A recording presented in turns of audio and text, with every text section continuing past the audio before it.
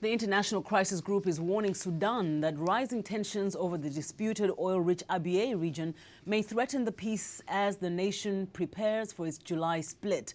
On Tuesday, the governments of the north and south started withdrawing forces from the area, relinquishing control to a jointly operated force. Meanwhile, citizens are pushing for reforms to safeguard the country's commitment to democracy, including a free press. At a recent workshop, media stakeholders agreed to push the government to pass a draft bill outlining legislation that will promote press freedom and the right to information. But many of them are skeptical the government will follow through with its pledge to pass the media bill before South Sudan's independence on July 9th. Chief editor of the Juba Post, Michael Koma, who was in Washington recently for a World Press Freedom Day conference, says he's noted the government's intolerance for the media. We're in a honeymoon with the government during the referendum. But after the referendum, the government starts showing the ugly faces. They seem to copy from Khartoum, dictatorship and press censorship. Because at the moment, we have some red lines that we cannot touch, especially the rebellion in Southern Sudan, the insurgencies. We are not allowed to cover these events. Under the government of Khartoum in the north, media players complained of decades of publishing restrictions, shutdowns and imprisonment of journalists. While many see an opportunity to implement changes now, some media analysts say the South's record on press freedom is less than perfect. Koma says part of the government's efforts to suppress media now could be due to the fear of reporters uncovering some injustices committed since the 2005 Comprehensive Peace Agreement that paved the way for the South's independence. There's too much corruption in the last 5 years of this nascent government, and they feel when they open up their space, then people talk about corruptions, about police brutality.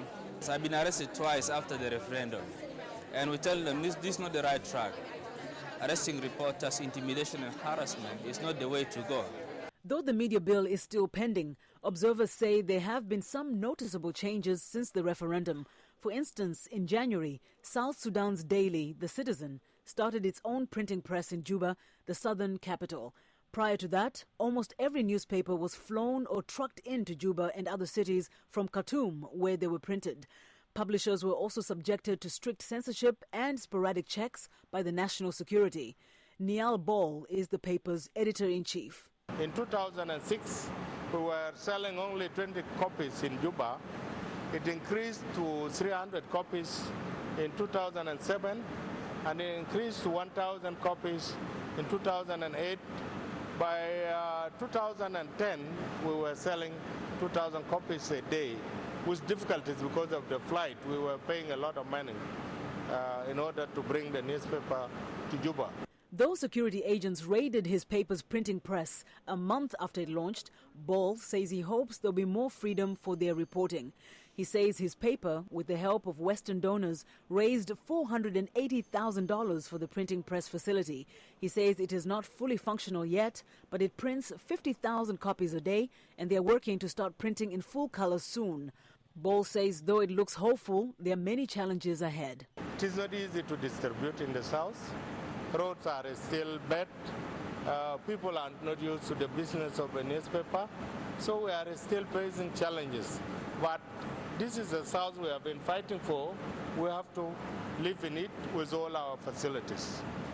South Sudan is rebuilding after nearly 2 decades of war with the north that destroyed the region. Analysts say that security and political stability in South Sudan is expected to attract more international investors to the region.